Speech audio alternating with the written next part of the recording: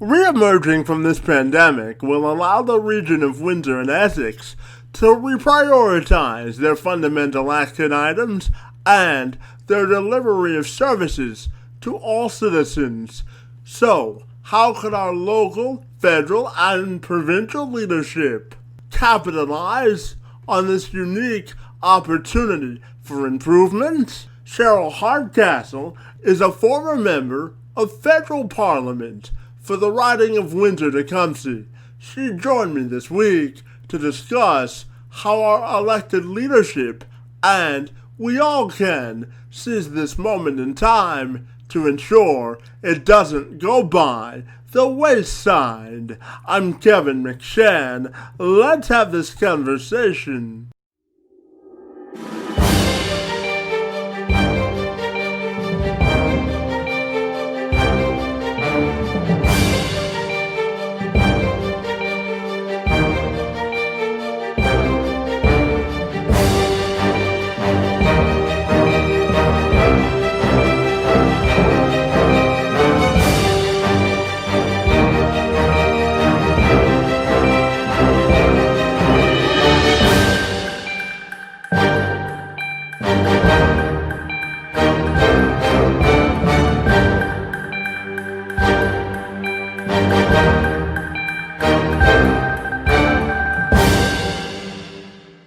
Cheryl, first of all, I want to take some time to welcome you to the show, and we're excited to talk about Windsor's reopening with you this morning. So great to see you again, and thanks so much for being here this morning. Okay, you're welcome. So, Cheryl, when we look at the city of Windsor entering a phase two of reopening, I'm just curious to know what your initial thoughts are as the city sort of reemerges from the virus in phase two of reopening. Yeah, well, I think that's a good word to use is to talk about emerging or re-emerging. To me means that you're doing something you're emerging. It's not like you're exploding. It's a purposeful, it's an intent way of moving forward. And I look at Windsor as part of uh, a, a larger picture collectively with Windsor and Essex County, especially because so many of our regional programs are delivered to Windsor and Essex County together. For instance, the health unit, right? The Windsor-Essex County Health Unit. And they have a really important role. And they're, the boots on the ground are doing a fantastic job. And I would really like to see that as we move forward that, the health unit takes its own initiatives to when they see that something is not being responded to use their some of the tools that they have to issue directives if they see that, for instance, the migrant workers, for instance, making sure that they're being tested and making sure that the inspections that are done create an environment and housing that's conducive to someone quarantining, making sure we have clarity about what happens when a worker does test positive. Those are all things that we need the health unit to be a partner with, especially now for employers that are rolling out. And they've got a big job ahead of them, and we have to be supportive and encouraging. We need this role. The other thing, when I think of Windsor opening now, I'm thinking of all of the community events that we used to have that we're lamenting now that we don't have. They've been canceled for very good reason. So many events take so much time to plan, and it's just not possible to have a lot of these long-standing community events now, but we miss them. And I think this is time, people who miss community connection, to introduce yourself or reintroduce yourself as we reemerge to that patio culture and support a small business. Every day when you go out, make sure that that's top of mind, that you're being intentful and sit on a patio with somebody and catch up. Social distancing and supporting one of our small businesses is a good way to do that. And I think Windsor is well suited to that. They were really smart, I think, in saying that there weren't going to be permits to have patios right now as we open up out of the pandemic. I think that was really astute. And so, yeah, I want us to move forward, and but I want us to be intentful and careful, because we're reading in other places, you know, that we are going to have a second wave. You have to move into these kinds of new stages. We have to move into these new social situations now, with careful and deliberate acts, so that we can all enjoy our health and make sure that other people are, as we are going out in our community and trying to keep our economy stimulated. Now, you talk about community connections. How concerned are you about the people who may be suffering from mental health issues and that sort of thing, and making sure that they're still having a community of connection? Because you also talked about the role of the Windsor Health Unit. So I'm wondering if you could comment on that. Yeah. Oh, Kevin, we could do that could be a whole other series for you. Yes. Talk about that issue. Isn't that true? And I don't mean to go off on a tangent, but what I'm going to say to you is that some of us that are talking about coming out of this pandemic, we're talking about building a better normal. So I was never really satisfied with our responsiveness to mental illness and mental health. And right now it is extremely, extremely challenging. There are people who have mental illness, whereas they are diagnosed with something and they are considered someone with an invisible disability. It's really, really difficult for someone to negotiate the programs that we have now for disabilities. And that's why when I started answering this question, I said, a better normal. Before the pandemic, you know that we had a flawed system. It was half measures. Even now, to say that a person that is living on a disability pension cannot apply for CERB is mind-boggling. I hesitated there because you can, but you have to give up and reapply. We all know what it's like to apply for a program for someone with disabilities. This is not a user-friendly program. There are more efficient programs out there. And for people right now with mental health issues, you know, anybody, the stress that we're under right now and having to negotiate different bureaucratic channels, not understanding them, having to refill out forms all the time, not having somebody to talk to face, feeling like you're disconnected.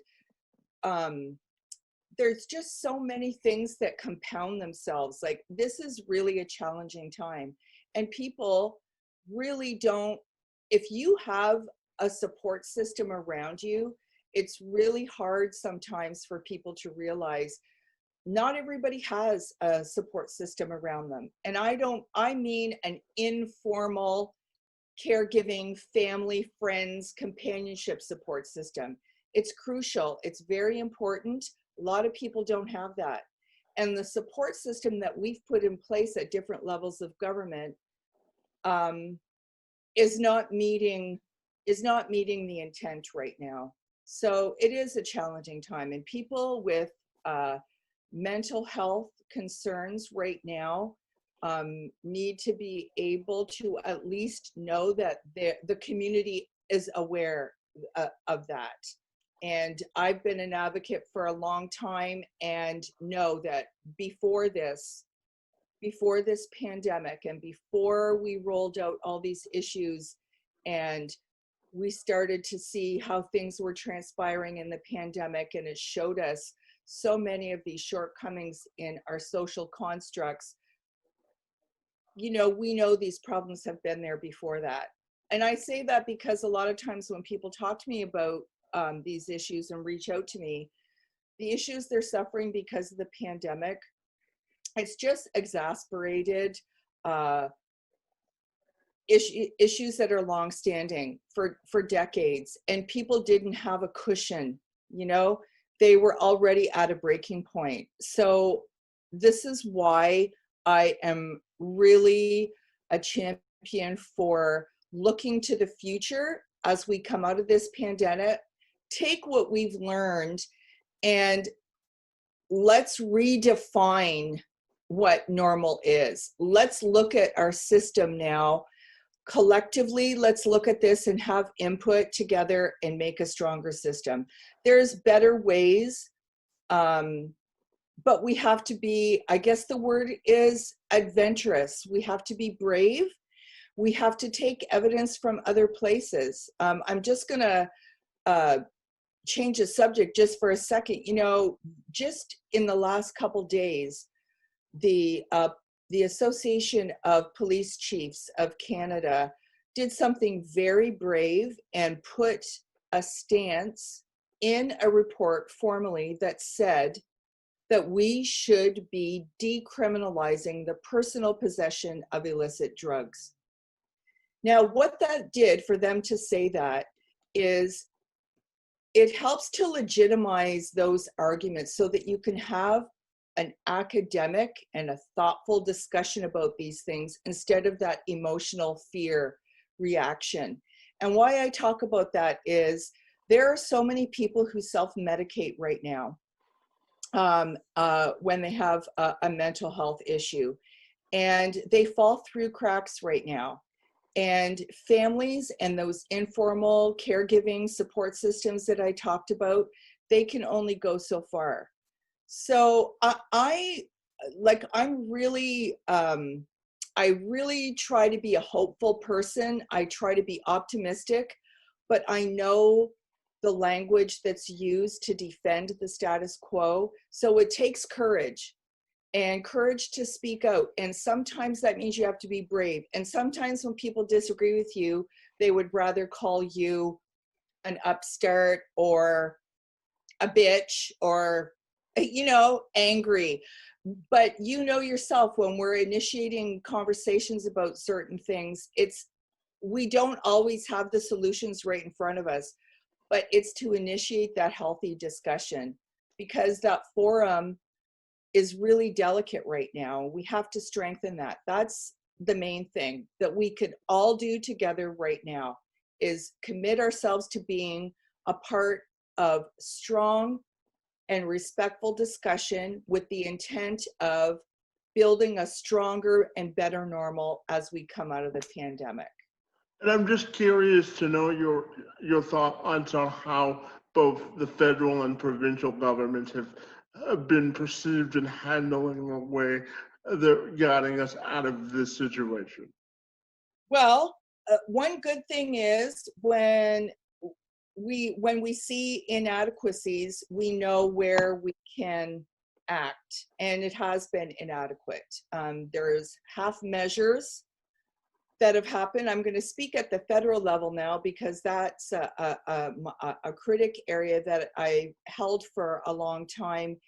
And another thing that's been in the news right now is that Canada did not get a seat on the Security Council at the UN. And a lot of people think, oh, Cheryl, why are you changing the subject on Kevin here? This is very related. Many people have explained all of these geopolitical theories about why Canada didn't get a seat on the Security Council. And I'll tell you, one of the reasons that we didn't get a seat on the Security Council is because we do not honor the conventions that we've ratified with the United Nations. One of them being the Convention on the Rights of People Living with Disabilities. There's a whole comprehensive convention. There are other countries that are showing us best practices, and we are not doing it. We passed an Accessibility Act in Canada that does nowhere near meet that.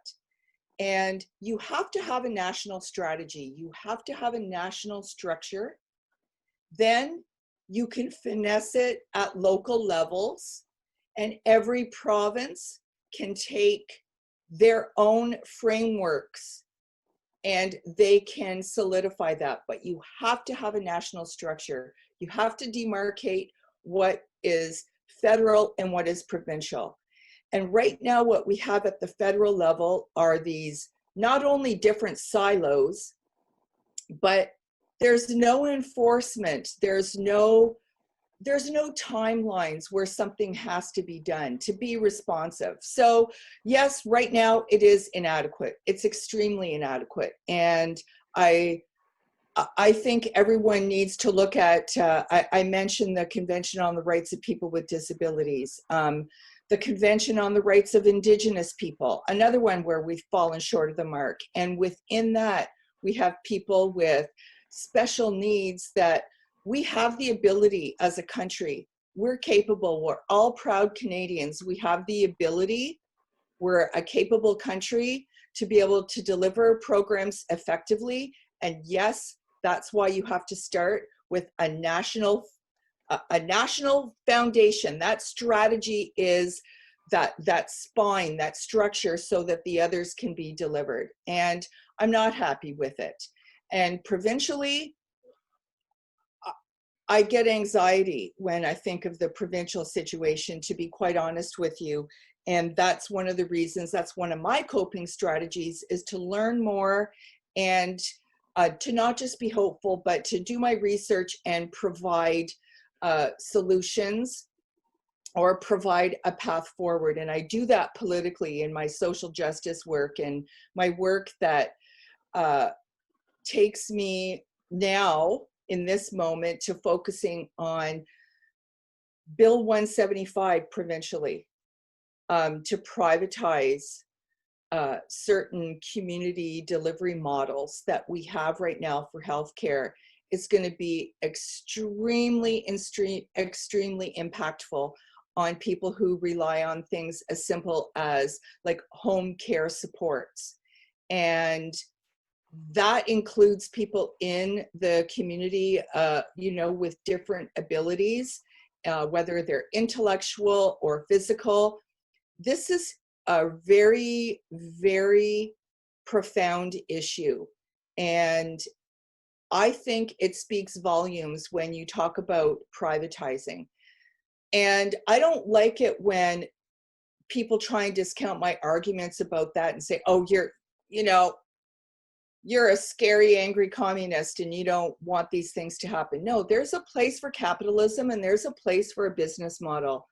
But every family can tell you who receives these supports. Every family can tell you what happens right now, how it's just the bare minimum. Everyone can tell you that. I don't want to call it, not every situation you're in a half measure, but the program is not designed to help individuals succeed. The program is designed for the very minimum standard already. And we have community partnerships that bolster that raise that up, that help.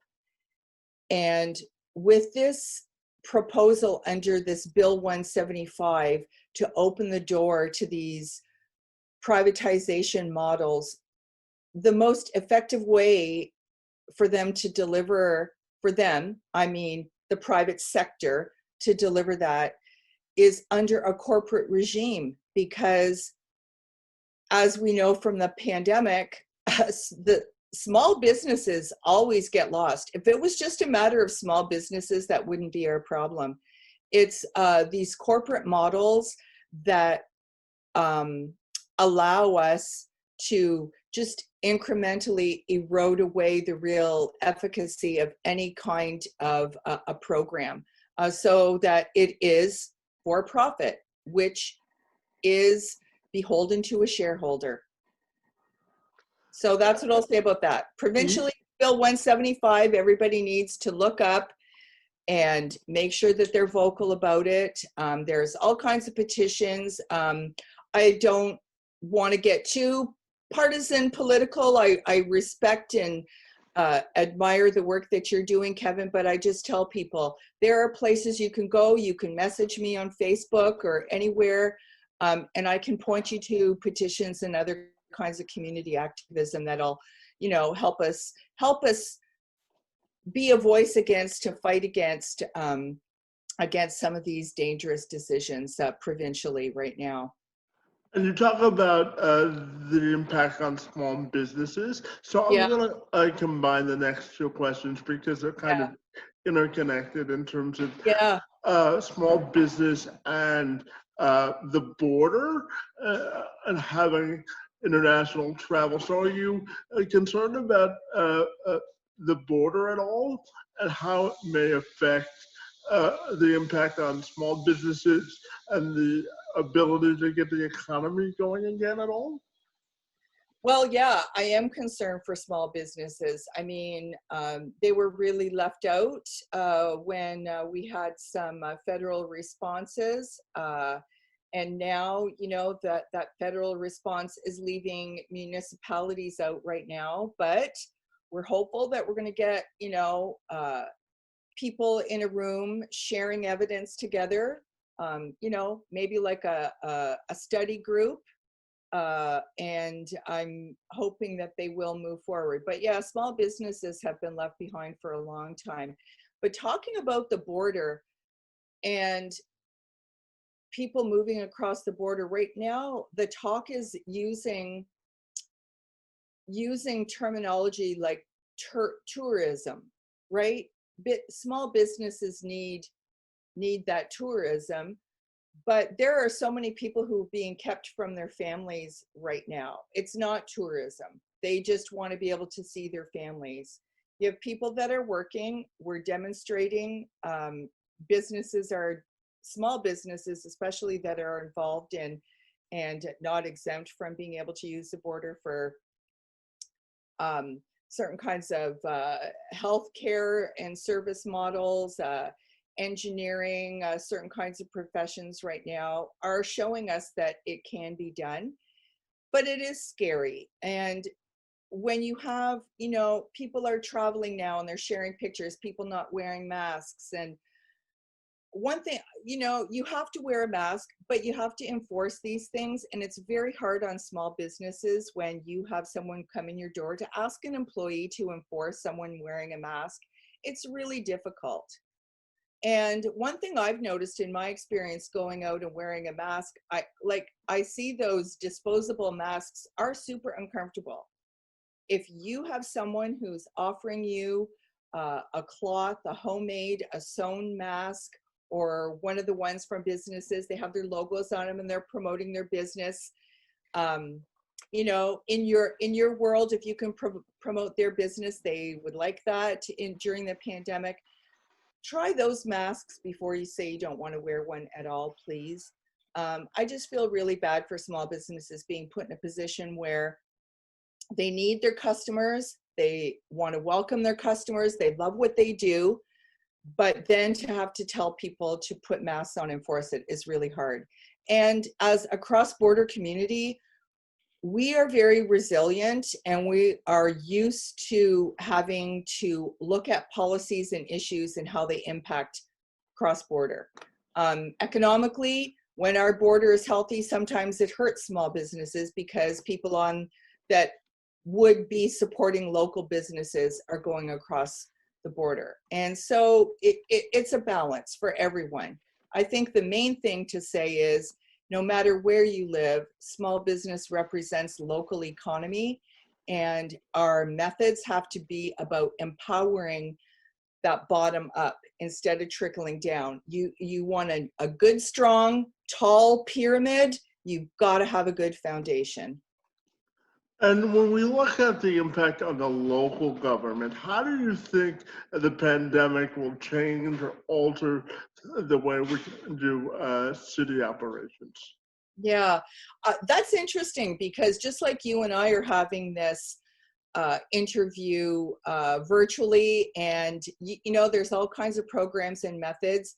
I hope this is one more way. I hope we strengthen that side of us that has meetings and consults, because one of the things that happens, I think, when we were pre-pandemic, and I'm speaking generally about municipalities in general, where I go to them and where I see when you have a public meeting uh, about an issue, a lot of times residents go to these meetings and they see that they're very formalized, um, and that they feel like a decision's already been made if they're a public meeting and they have that kind of a strict format.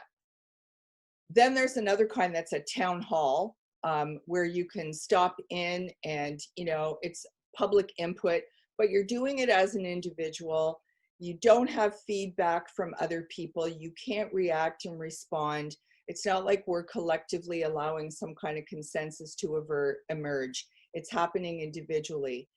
And I don't think we got a good handle on the real flair and the real passion that people have when they come to those kind of meetings. So I don't know, maybe it is better for us to have certain types of formats where we include these kinds of meetings. I just think that we're being so inventive. I'm seeing a lot of people doing different things, and even music and concerts.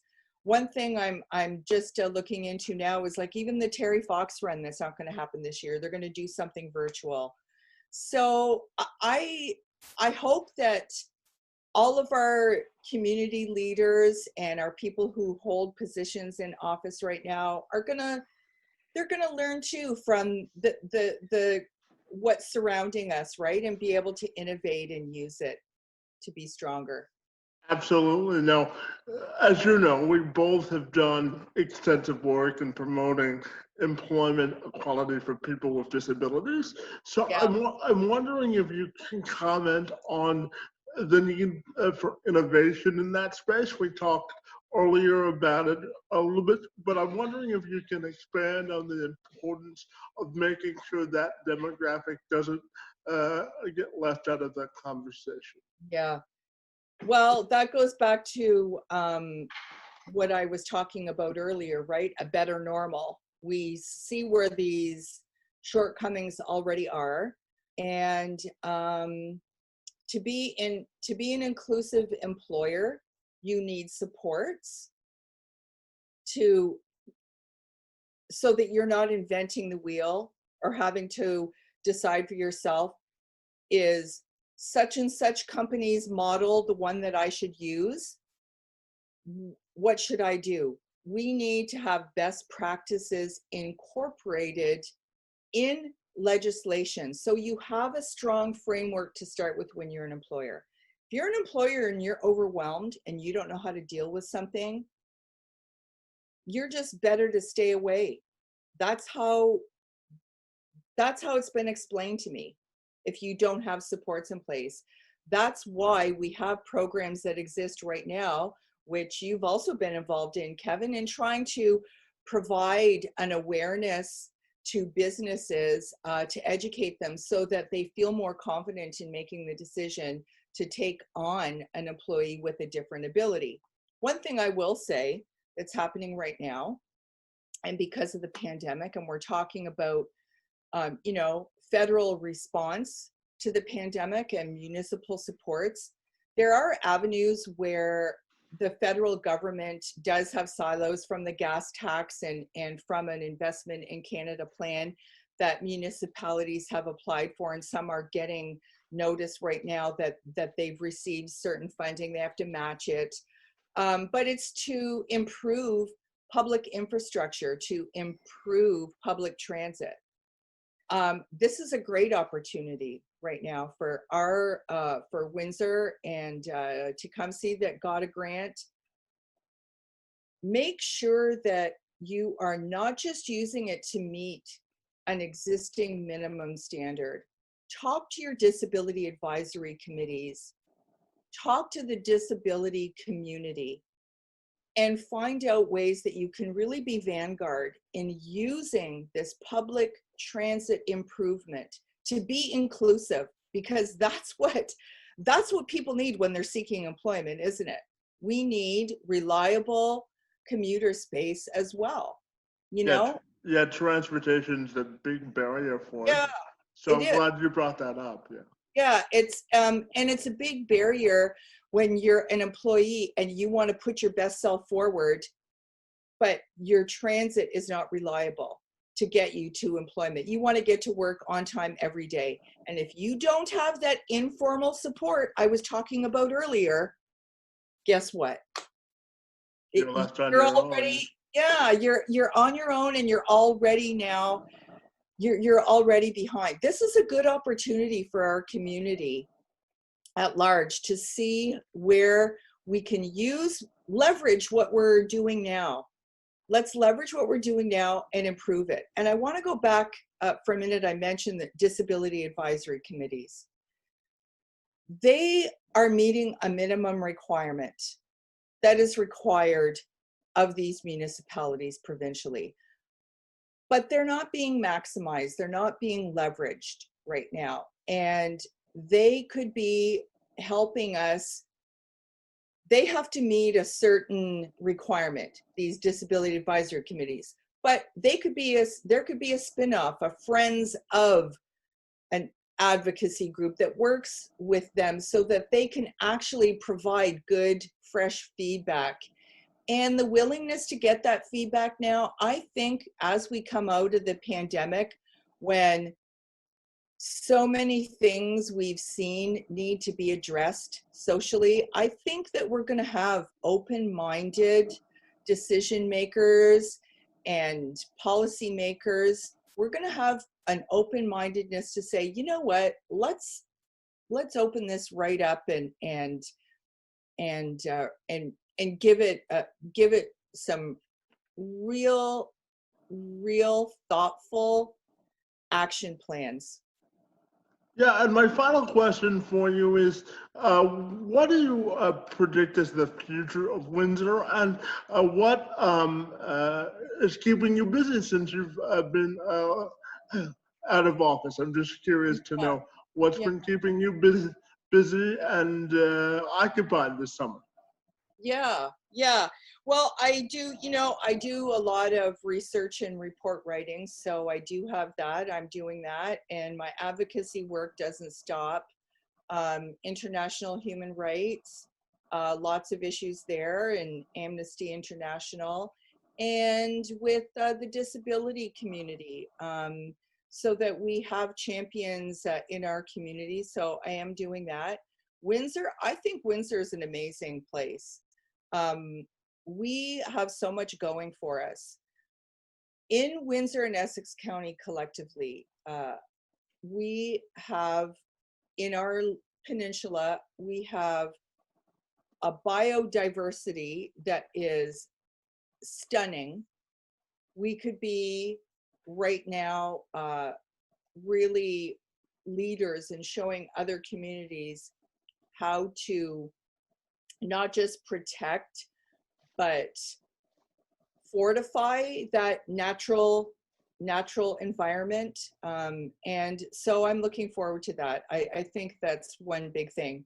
I wanted to get that in because we didn't talk about the environment at all. And that's huge in touching all of our policies right now. When I was a reporter, when I was the editor for the Tecumseh Tribune, I remember when environmental issues started to go to, not just at the municipal level, but at the provincial level.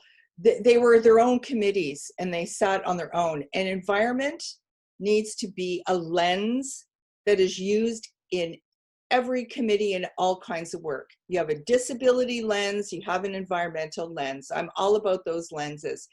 And Windsor, to me, does a great job in opening up and exploring that. And I would just like to see now as we move forward, like let's let some of these policies come in stone. And we are so unique that I don't think we can just follow what other cities do. Like you mentioned earlier, we're a cross-border community. We're very diverse. Our population, like say compared to the Golden Horseshoe in Ontario, you know, we have a wonderful and vibrant rural and farming community, and food production is an area, aside from the issues of the corporate farming and that migrant worker issue. We have great people, and I think our future is bright.